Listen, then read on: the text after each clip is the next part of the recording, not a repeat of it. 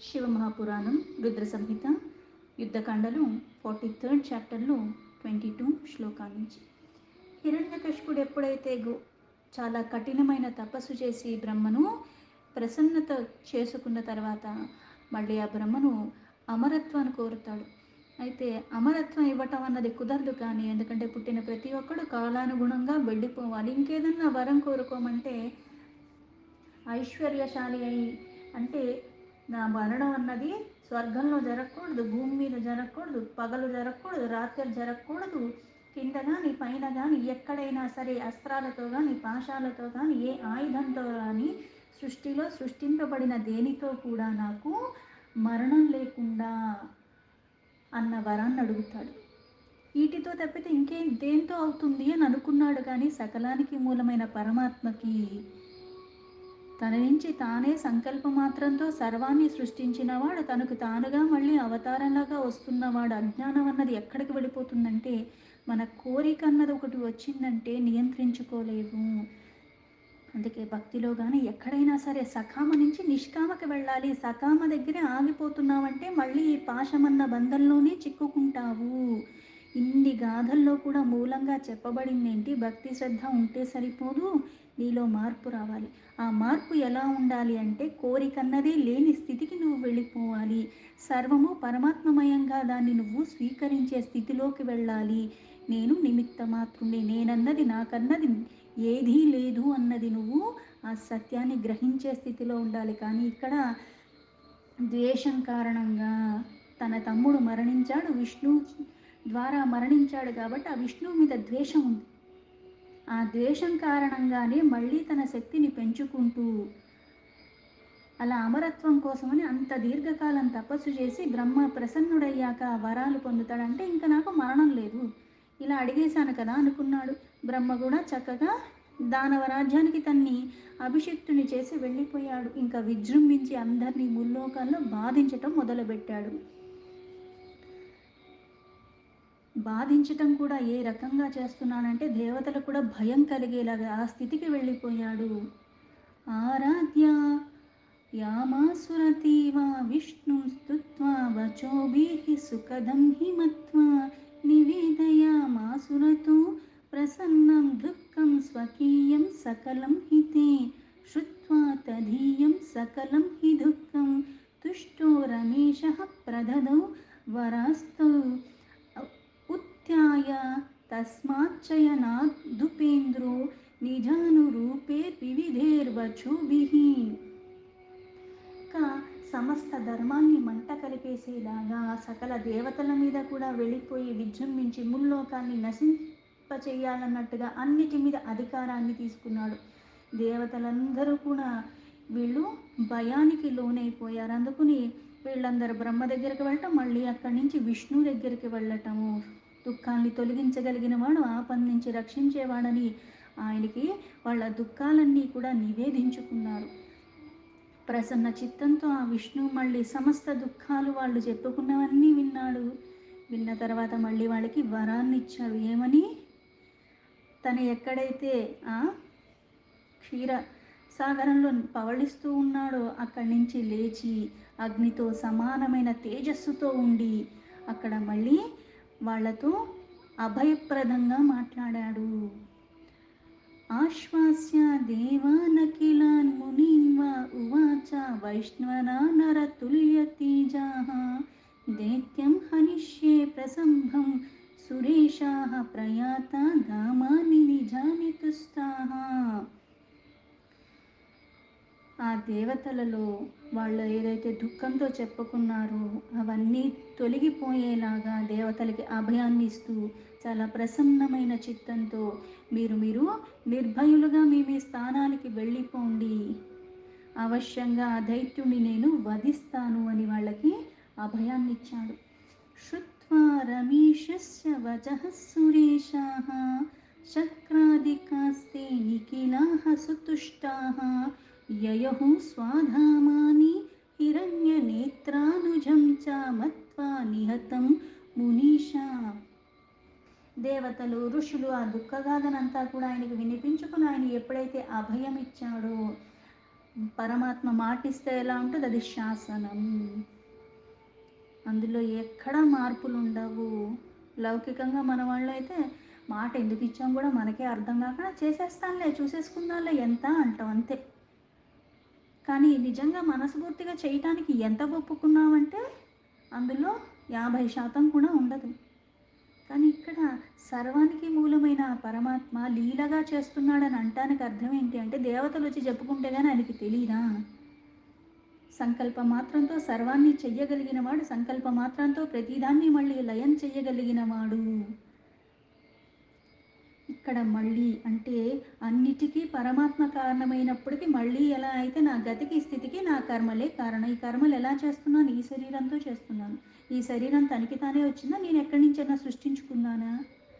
పరమాత్మ నుంచే వచ్చింది. అయితే మళ్ళీ జ్ఞానేంద్రియాలు కర్మేంద్రియాలు అన్నీ ఇచ్చి మనసు బుద్ధి చిత్తం ఇవన్నీ ఉన్నాయి. దేన్ని పట్టుకుంటున్నావు, ఎలా పట్టుకుంటున్నావు, ఏ భావంతో పట్టుకుంటున్నావు, ఇవన్నీ మళ్ళీ నా కర్మ చేసే విధానం బట్టి నాకు ఫలితాన్ని ఇచ్చేస్తున్నాయి. మంచో చెడో ఏదో ఒక రూపంలో నాకు వచ్చేస్తున్నాయి.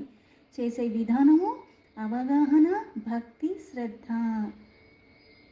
ఇవన్నిటితో నాకు మళ్ళీ ఫలితాల్లో మార్పులు వస్తున్నాయి. అలాగే అక్కడ దేవతలైనా సరే కాలానుగుణంగా వాళ్ళు కూడా లయమైపోవాల్సిందే. కొన్ని కొన్ని మనకి లభించినప్పుడు మనకి తెలియకుండానే మళ్ళీ వికార రూపంలో వస్తూ ఉంటాయి. అది మానవులైనా దేవతలైనా సరే. చాలా సాధారణంగా మనం వింటూ ఉంటాం, కష్టాలు ఎవరికి వస్తాయంటే పాపాలు చేశారు కాబట్టి కష్టాలు వచ్చినాయి, మేము సుఖంగా ఉన్నాం కాబట్టి మేమేదో బాగా పుణ్యం చేశామన్న అపోహలో ఉంటాం. కష్టం వచ్చినంత మాత్రాన వాళ్ళు ఏదో పాపాలు చేశారని కాదు, నీకు సుఖం ఉన్నంత మాత్రాన నువ్వేదో పుణ్యం చేశావన్నది కూడా కాదు. లౌకికంగా ఒక వస్తువు రూపంలోనో ధనం రూపంలోనో కొన్ని నీకు ఐశ్వర్యాలు లభించాయి సంపదల రూపంలో అని నువ్వేదో అదృష్టాన్ని మూటగట్టుకుని వచ్చావన్నా అపోహలో ఉండకు. జ్ఞానం శూన్యంగా ఉన్నవాడికి ఎన్ని ఇట్లా లౌకికమైన ఉన్నప్పటికీ కూడా అవన్నీ ఎటువంటి ఉపయోగాన్ని నీకు ఇవ్వవు. ఒక సంపదకి అర్థం ఎక్కడుంది అంటే దాన్ని వినియోగించే తీరు బట్టి ఉంటుంది. నా దగ్గర కొన్ని కోట్లు ఉన్నాయి అనుకుందాం, నాకు నేనే మూటగట్టుకుని నాకు నేనే దాచుకుని నేను ఖర్చు పెట్టుకోకుండా అవతల వాళ్ళకి అవసరానికి కూడా ఇవ్వకుండా నేను ఉంచుకున్నప్పుడు దానికి అర్థం ఉందా, ఏమన్నా ఉందా? నేను చచ్చేటప్పుడు ఇవన్నీ ఏం తీసుకెళ్తాను, నేను వెళ్ళిపోతాను. దాని తర్వాత అదేమవుతుంది అంటే మనకి తెలీదు, మనకి సంబంధం లేదు ఇంకా. అందుకే ధర్మపరంగా కష్టపడటం, ధర్మపరంగా సంపాదించుకోవటం, మళ్ళీ దాన్ని ధర్మపరంగా వినియోగించుకోవటం, ప్రతిదానికి నీకు ఒక ఫలితం వచ్చేస్తుంది. దాన్ని వినియోగించే దాన్ని బట్టి నా పాపాలు రాశి మొత్తం కూడా తొలగిపోతూ ఉంటుంది. నా భావనతో నేను ఏదైతే క్రతువు చేస్తున్నానో దాన్ని బట్టి కూడా పాపం నాకు అంటుకోకుండా ఉండే స్థితి కూడా నాకు వస్తుంది. ఇక్కడ దేవతలైనా అంతే. నాకు ఏ గతిలో ఉన్నానో, ఎక్కడి నుంచి వచ్చానో అన్నీ ఇప్పుడు నేను చెప్తేనే పరమాత్మకు. ఇప్పుడు ఒక ఉత్తరం ఒక దగ్గర నుంచి ఇంకో దగ్గరికి వెళ్ళాలంటే వాళ్ళ అడ్రస్ని కరెక్ట్గా రాయాలి. అక్కడ పేరు తప్పొచ్చినా ఇంకోటి తప్పొచ్చినా వాళ్ళకి వెళ్ళదు లౌకికంగా. ఇప్పుడు పరమాత్మకి రోజు నాది పలానా పేరు పలానా ఇంట్లో ఉన్నాను, మళ్ళీ నువ్వు మర్చిపోయి నాకు ఇవ్వాల్సింది ఇంకొకరికి ఇచ్చేస్తావా అని చెప్పుకుంటాను నేను చెప్పుకుంటేనే నాకు వస్తున్నాయా? విచక్షణ. ఏంటి విచక్షణ అంటే సర్వవ్యాపి అయిన పరమాత్మ సర్వము ఉన్నాడు. ప్రసన్నత చేసుకోవాలి పరమాత్మని అంటే చరాచర జీవరాశుల్లో ఉన్నదినే నేను కానిది ఇందులో ఏదీ లేదు సృష్టిలో అని చెప్తున్నాడు. ఏది చూసినా ఆ భావన నాకు కలగకపోవటానికి కారణం నాలో అజ్ఞానం అన్నది నాకు అర్థం కావాలి. దాన్ని తొలగించుకునే ప్రయత్నమే నేను చెయ్యాలి. ప్రయత్నం చేసినంత మాత్రాన నాకు సఫలం అంటానికి కూడా ఎక్కడా మళ్ళీ కుదరదు. కర్మానుసారం మళ్ళీ నాకు ఎప్పుడు ఏది ప్రాప్తమో అది నాకు అప్పుడు దాకా రాదు. కానీ అప్పటి వరకు నేను చంచలత్వానికి లోబడకుండా ఉండాలి. విచ్చలవిడితనం ఉండకూడదు. అక్కడ దేవతైనా మానవులైనా ఇంతే. అందుకే వాళ్ళు మునులు దేవతలు అందరూ చెప్పిన దానికి విని ఎప్పుడైతే అభయాన్ని ఇస్తూ నేను ఆ దైత్యుణ్ణి వధిస్తానని విష్ణు చెప్పిన మాటలు విని ఇంద్రాది సకల దేవతలు ఋషులు ఆనందంగా వాళ్ళ వాళ్ళ ప్రదేశాలకి వెళ్ళిపోయారు. ఎందుకు? పరమాత్మ మాటిస్తే అది జరిగి తీరుతుంది. ఇంకా భయం వాళ్ళకి తొలగిపోయింది అన్నట్టుగానే వాళ్ళ వాళ్ళ లోకాలకి ఆనందంగా వెళ్ళిపోయారు. ఆశ్రిత్య రూపం జటిలం కరాళం ద్రష్టాయుధం తీక్షణ నఖం సునాసం సైహం చనారం సువిధారితాస్యం మాంత్రాళకోటి ప్రతిమం సుఘోరం. తర్వాత మహాజటయుక్తంగా వికారాల ఇలా అంటే ఆ స్వరూపం అన్నది కూడా ఎంత తీవ్రతంగా ఉంది అంటే, ఎందుకంటే తను అడిగిన వరం ఏంటి, సృష్టిలో సృష్టించబడిన దేని ద్వారా కూడా మరణం లేకుండా అడిగాడు. అందుకని ఒక రూపాన్ని తీసుకున్నాడు. ఎలా ఉంది ఆ రూపము, వికరాలంగా, అక్కడ తీక్షణమైన నఖములతో, ఎందుకంటే ఆయుధంతో చావను అన్నాడు. అందుకు నా గోరులే, నఖములు అంటే గోరులు, చాలా పదునైన అదే ఆయుధాలుగా ఇటువంటి ఒక శరీరాన్ని తీసుకున్నాడు. ఆ శరీరం ఎలా ఉంది అంటే, విష్ణుదేవుడు సగభాగం సింహంగా సగభాగం మానవుడి శరీరాన్ని ధరించాడు. అది అతి భయంకరంగా వికృతంగా ఉన్నది. ఆ ముఖమేమో చాలా పెద్దగా ఉంది, నాసికలు కూడా చాలా అందంగా ఉన్నాయి, ఆ గోర్లు కూడా చాలా తీక్షణంగా ఉన్నాయి, మెడ మీద జటలుగా వేలాడుతున్న జుట్టు, ఆ సింహం ఎలా ఉంటుంది జుట్టు అలా ఉన్నది.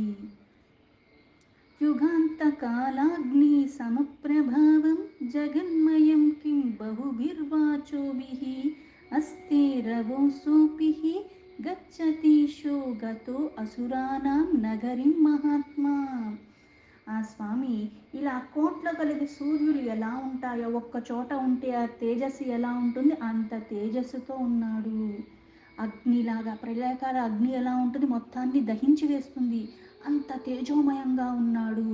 ఆ నరసింహ రూపం, ఇటు నరుడు సింహము కలిపి ఉన్న రూపాన్ని దాన్ని ధరించాడు. ఆ అసురులొక్క నగరానికి వెళ్ళాడు. ఆ రూపము జగన్మయమైనది. ఆ భగవంతుడు ఇంత తేజోమయంగా ఆ రూపంతో విష్ణు అసురులొక్క నగరానికి ప్రవేశించాడు. కృత్వా చ యుద్ధం ప్రబలేహ సా దైత్యైర్హత్వాత్య తాన్ దైత్యాగణాన్ గృహీత్వా పబ్రామ తత్రాద్భూత విక్రమశ్చ బభంజం తాం స్థానా సురన్ నృసింహః. అంత పరాక్రమవంతమైన నారసింహ అవతారంలో దైత్యుని వధించడానికి ఆ నగరానికే వెళ్ళిపోయిన ఆ విష్ణువు, అక్కడ దైత్యులందరూ అతని మీద విరుచుకుపడ్డారు. ఆ అద్భుతమైన పరాక్రమశాలి అయిన నారసింహుడు కూడా మహాబలాలతో ఆ దైత్యులందరినీ కూడా చాలామందిని హతమార్చేశాడు. దుష్టాసా దైత్యేరతుల ప్రభావ స్థేరేభిరేతేహి తతేవ సర్వే సింహం చ తం సర్వమయం నిరీక్ష ప్రహాదనామా దితిజేంద్రపుత్రః ఉవాచ రాజానమయం మృగేంద్రో జగన్మయః కిం సముపాఘ్రతశ్చ. దైత్యులందరూ ఆ నరసింహ రూపంలో వచ్చిన నరసింహుడి మీద విరుచుకుపడటం, ఆయన వాళ్ళందరినీ చంపేయటం, ఇది జరుగుతున్న క్రమంలో అక్కడ చాలామంది మరణించేశారు అసురులు. అక్కడ ఆయన విహరిస్తున్నాడు. సర్వమయుడైన నారసింహుణ్ణి చూసి దైత్యరాజు అయిన ఆయన కుమారుడు ప్రహ్లాదుడు మళ్ళీ ఆ రాజుతో ఉన్నాడు. ఈ మృగేంద్రుడు జగన్మయుడుగా కనిపిస్తున్నాడు, ఇతడిందకి వచ్చిన కారణం ఏమిటో, ఇతను విష్ణువులాగే ఉన్నాడు, విష్ణువే ఇక్కడికి వచ్చాడు అని. ప్రహ్లాద ఉవాచ ఏష ప్రవిష్టో భగవాన్ అనంతో నరసింహమాత్రో నగరం త్వదంతః నివృత్య యుద్ధాచరణం ప్రయాహి పశ్యామి సింహస్య కరాళమూర్తిం. ప్రహ్లాదుడు ఇలా అనంతమైన నృసింహ అవతార రూపంలో ధరించి వచ్చిన ఆ ప్రవేశించిన ఆయన్ని చూసి, నాకు ఆ అనంతుడు అంటే ఆ విష్ణువే ఇక్కడికి వచ్చాడని నాకు అనిపిస్తుంది, ఇతని ఆకారం చాలా భయంకరంగా ఉన్నది, ఇతనితో మీరు యుద్ధాన్ని చెయ్యాలన్నది పెట్టుకోకుండా ఆయనకి మీరు శరణు వేడుకోండి, ఆయన శరణులో వెళితేనే మీకు మంచిది, లేకపోతే ఇంతమంది అసురులు ఎలా మరణించారో మీరు కూడా మరణిస్తారు, అందుకని ఆయన్ని శరణు వేడుకోండి అని చెప్పాడు. యస్మాన్న యోధ్య భువనత్రయేపి కురుష్వ రాజ్యం వినమన్ మృగేంద్రం శ్రుత్వా స్వపుత్రస్య వచో దురాత్మా తమాహ భీతోసి కిమత్ర పుత్ర. మించిన యోధుడు ముల్లోకాల్లో ఎక్కడా లేనే లేడు. ఈ మృగేంద్రుడు అంటే మృగము నరుడు రూపంలో వచ్చిన ఇన్ని ఈ రాజ్యాల్లో మీరు అనుభవించాలి. ఇవన్నీ ఏవైతే నీకు భోగాల ప్రాయంగా ఉన్నవన్నీ అనుభవించాలి అంటే నువ్వు బ్రతికుండాలి. అందుకని ఆయన్ని శరణు వేడుకో. ఈయన చెప్పినా సరే ఆ మాటలన్నీ విన్నాడు. కానీ కొడుకు చెప్తున్నా సరే కొడుకునే మళ్ళీ నువ్వెందుకు భయపడుతున్నావు అని అడుగుతున్నాడు. ఉక్త్వేతి పుత్రం దితిజాభినాతో దైత్యేషభాన్ వీరవరాసనా రాజా గృహంతు వై సింహముమం భవంతు వీర విరూప బృకటిక్షణం.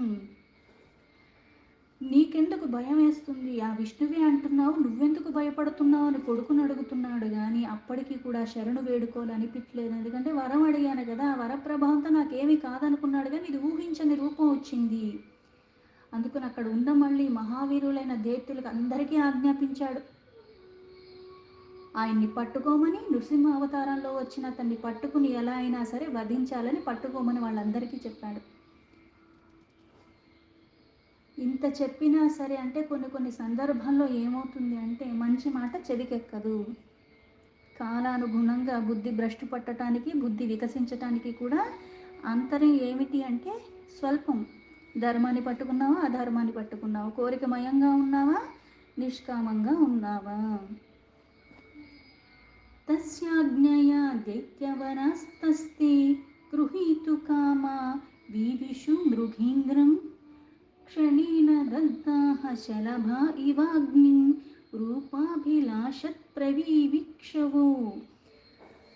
ఆజ్ఞిచ్చాడు రాజు. దానికి తగ్గట్టుగా వాళ్ళందరూ కూడా పట్టుకోవాలన్న కోరికతోనే తన దగ్గరికి వెళ్ళిపోతున్నారు. కానీ క్షణంలోనే అందరూ దగ్ధమైపోయారు. ఏ కోరికతో దగ్గరికి వెళుతున్నారో వాళ్ళు అక్కడ సమీపానికి వెళ్ళగానే అందరూ ఏదంటే అగ్నిస్వరూపం, కొన్ని కోట్ల సూర్యుళ్ళు ఉంటే ఎలా ఉందో తేజోమయం అని చెప్పారు. అందుకని అక్కడ వీళ్ళందరూ కూడా అగ్నికి ఆహుతైనట్టుగా భస్మరాశిలాగా అయిపోయారు. దైత్యేషు దగ్ధేష్వపి దైత్యరాజశ్చకార యుద్ధం సా మృగాధిపేన శస్త్రైః సమగ్రైరాఖిలైస్తతాస్త్రైః శక్తాష్టి పాశాంకుశపావకాద్యైః. కోరిక ఉన్నప్పుడు అందరి మీద విజయాన్ని పొందాలనుకున్నాడు. ఏ వరాన్నైతే అడిగాడో దానికి వ్యతిరేకంగా రూపం వచ్చిందన్నది కూడా గ్రహించలేని స్థితికి వెళ్ళిపోతాం మనం ఒక్కసారిగా వికారాలకి లోబడిపోయినప్పుడు. ఇంతమంది దైత్యులు అక్కడికి వెళుతుంటే వాళ్ళందరూ కూడా దగ్ధమైపోతున్నప్పటికీ కూడా ఆజ్ఞతోనే వెళ్ళారు. కానీ ఎంతో గొప్ప గొప్ప వీరులు, మామూలు వాళ్ళు కూడా కాదు. కానీ వీళ్ళు భస్మమైపోయారు. అలా భస్మమైనప్పటికీ కూడా ఈయనకి కనువిప్పు కలగలేదు. మళ్ళీ శస్త్రాలన్నీ పూనుకున్నాడు. శక్తి, ఇవన్నీ పాశ అంకుశ ఇట్లాంటి ఆయుధాలతో మళ్ళీ ఆ స్వామితో యుద్ధానికి, సంగ్రామానికి పూనుకున్నాడు. సంయుధ్య తౌరేవా తయోర్జగామ బ్రాహ్మాంధినం వ్యాసాహి శస్త్రపాణయోః ప్రవీరయోర్వీరర్వేణ గర్జతోః పరస్పరం క్రోధ సంయుక్త చేతసం. వ్యాస ఇలా శస్త్రాలన్నీ ధరించాడు. గర్జన పూర్వకంగా క్రోధంగా వెళ్ళి యుద్ధం చేయటానికి పూనుకున్నాడు. వాళ్ళిద్దరి మధ్య చాలా ఘోరమైన యుద్ధం జరిగింది. బ్రహ్మకొక రోజు అంత సమయం వరకు వీళ్ళు యుద్ధం చేశారంటే కొన్ని కల్పాలు గడిచిపోయి అంత మానవలోకం అన్నా ఒక్కరోజు కాదు. ఇది బ్రహ్మకి ఒక్క రోజు ఎంతో అంత దీర్ఘకాలం. అంటే సర్వానికి మూలమైన పరమాత్మ అంటే అవకాశాన్ని ఇస్తున్నాడు అని అర్థం. అంతేగాని ఇంతకు ముందు దైత్యులందరూ కూడా భస్మరాశిలాగా అయిపోయారు. కానీ తినేందుకు అవ్వలేదు. ప్రహ్లాదులో ఉన్న భక్తి ఇతనిలో లేదు, ద్వేషమే ఉన్నది. తతస్సా దైత్యః సహసా బహుశ్చ కృత్వా భుజాన్ శస్త్రయుతాస్త్రీనిరీక్ష్య నృసింహరూపం ప్రయయో మృగేంద్రం సంయుధ్యమానం సహసా సమంతాత్. దాని తర్వాత అనేక భుజాలు ధరించి 4 వైపుల నుంచి యుద్ధం చేస్తూనే ఉన్నాడు. కానీ ఆ నృసింహని చూసిన ఆ దైత్యుడు మళ్ళీ మళ్ళీ కాస్త భయానికి లోనవుతూనే ఉన్నాడు. ఎందుకంటే మృత్యు ఈ రూపంలో వచ్చిందని అర్థమైపోతుంది. వరం ఏం అడిగాడో దానికి వ్యతిరేకంగా ఇక్కడ ఏం జరుగుతుందో చుట్టూ జరిగేది కూడా అవగాహన అవుతుంది, కానీ ఒప్పుకోవటానికి ఆ మనస్సు రాదు, బుద్ధి. తతః సుయుద్ధం త్వతి దుస్సహం తు శస్త్రైః సమస్తైశ్చ తథా కిలాస్త్రైః కృత్వా మహాధిత్యవరో నృసింహం క్షయం గతోః శూలధరో అభ్యుపాయాత్ తతో గృహీతః సా మృగాధిపేన భుజైరనేకైర్గిరిసారవద్భిः నిధాయ జానుసా భుజాంతరేషు నకాంకురేర్ధానవ మర్మభిద్భిః. మహాదైత్యుడు ఎన్ని రకాలుగా ఎటువంటి ఆయుధాన్ని ఎన్ని రకాలుగా చేసినా ఆ సంగ్రామంలో ఆ నృసింహ అవతారాన్ని జయించటం అన్నది అసంభవం అని అర్థమైపోయింది. ఇంకా శూలాన్ని తీసుకుని ఆ నృసింహం మీదకి వెళ్ళాడు. వెంటనే ఆ నృసింహ అవతారంలో తన పర్వతంతో అంత సమానంగా పెద్దగా ఉన్నాడు. తన భుజములతో ఒక్కసారిగా ఆ హిరణ్యకశిపుణ్ణి పట్టుకుని తన భుజాల మధ్యలో తీసుకొచ్చి తన తొడల మీద పడుకోబెట్టి, అంటే భూమి మీద కాదు, ఆకాశంలో కూడా కాదు, ఒక్కసారిగా పెట్టి మర్మస్థానమైన హృదయాన్ని తన నఖములతో ఒక్కసారిగా హృదయాన్ని అలా చీల్చివేశాడు. నఖస్త్రాహృత్పద్మాసృగ్విమిశ్ర మత్పాదం జీవాద్విగతః క్షణేన త్యత్యస్తధానిం సాతు కాష్టభూతః పునః పునశ్చూర్ణాత్త సర్వగాత్రః. అలా ఒక్కసారిగా, అంటే ఈ గోర్లు ఎంతలా ఉన్నాయంటే ఆయుధానికన్నా ఎక్కువ పదునుగా ఉన్నాయి. ఒక్కసారిగా ప్రతి అంగము చూర్ణం అయిపోయినట్టుగా, నుగ్గు అయిపోయినట్టుగా ప్రాణాలు లేకుండా అయిపోయాడు. ఆ ప్రాణరహితంగా అయిపోయాడు. అంటే ఎక్కడైతే మనకి శరీరంలో ఏదన్నా పని చేయకపోయినా, కోమాలో ఉన్న హార్ట్ పనిచేసినంత వరకు మనం బ్రతికుంటాం. ఇదే పని చేయటం మానేసిందంటే మనం మరణించినట్టే లెక్క. తస్మిన్ మహతే దేవారిపో ప్రసన్నః ప్రహ్లాద మామంత్ర్య కృతప్రాణా మమ రాజ్యేభి శిచ్యాద్భూత వీర్య విష్ణు తతః ప్రయాతో గతిమప్రతకార్యం. దేవశత్రువు అలా మరణించగానే అద్భుతమైన పరాక్రమంతో ఉన్న ఆ నృసింహ అవతారంలో ఉన్నాడు. ఆ ప్రహ్లాదుడు పిలిచి వెంటనే ఆ రాజ్యానికి అభిషిక్తుని చేసేసి అక్కడి నుంచి అంతర్ధానమైపోయాడు. తతో అతిహృష్టాః సకలాః సురేశాః ప్రణమ్య విష్ణుం దిశి విప్రా తస్యామ యయుః స్వధామాని పితామహాద్యాః కృతస్వకార్య భగవన్ తమీఢ్యం. ఇలా పట్టాభిషేకుణ్ణి చేసేసాడు. తను మళ్ళీ అక్కడి నుంచి అంతర్ధానమైపోయాడు. అదృశ్యమైపోయిన తర్వాత పితామహాది సకల దేవతలు, మునులు వీళ్ళందరూ కూడా ఆనందంతో వాళ్ళ కార్యాలు సిద్ధించాయి అని, వాళ్ళు ఏదైతే బాధకు ఇప్పుడు దాకా లోబడి ఉన్నారో ఆపద అంతా ఇప్పుడు తొలగిపోయిందని చాలా ఆనందించారు. ఆ పూజ్యుడైన విష్ణు భగవాని దగ్గరికి వెళ్ళిపోయి వాళ్ళు మళ్ళీ అందరూ నమస్కరించారు. తర్వాత వాళ్ళు ఆనందంగా వాళ్ళ ధామాలకి వెళ్ళిపోయారు. ప్రవర్ణితం త్వందక జన్మ రుద్రాధిరణ్యనేత్రస్య మృతిర్వరాహాత్ నృసింహితస్తాత్ సహజస్య నాసః ప్రహ్లాదరాజ్యాప్తరితి ప్రసంగాత్. కొన్ని మళ్ళీ ఇప్పుడు మనకి భాగవతంలో వీటిల్లో ఎలా చెప్తారంటే, ఎంత ఉగ్ర రూపాన్ని ధరించాడు అంటే ఆ ఉగ్రత్వాన్ని ఎన్ని రకాలుగా దేవతలందరూ స్తుతించినా సరే అది మళ్ళీ మామూలు స్థితికి రాకుండా అంత ఉగ్రంగా ఉన్నాడంటే మళ్ళీ కష్టము అని చెప్తే, ప్రహ్లాదుడే మళ్ళీ స్తుతి చెయ్యగా భక్తవత్సల్యుడు కాబట్టి ఆయన మళ్ళీ అప్పుడు శాంతించాడని కూడా చెప్తారు.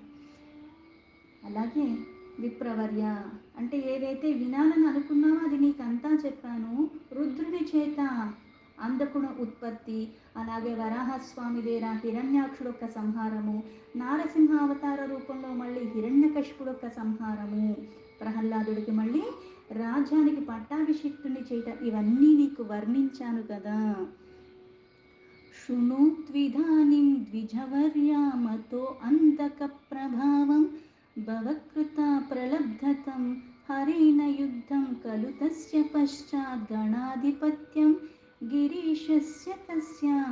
అందుకే ఓ ద్విజుడా, ఇంకా నువ్వు ఆ పరమాత్మ నుంచి వరప్రభావంగా అంధకాసుడు ఎలా అయితే అతనికి కొడుకుగా లభించాడో, ఆయన కృపచేత అంధకుడికి ఏమి లభించాయో, అలాగే శంకరుడితో యుద్ధము పూర్వము అతడు శంకరుడు గణములకి మళ్ళీ అధ్యక్షుడు అయిన విధానము, ఆ మొదలైన కథలన్నీ కూడా నీకు వినిపిస్తాను, అవి కూడా విను అని చెప్పాను. దీంతో శివమహాపురాణం రుద్ర సంహిత యుద్ధకాండలో 43 చాప్టర్ సంపూర్ణం.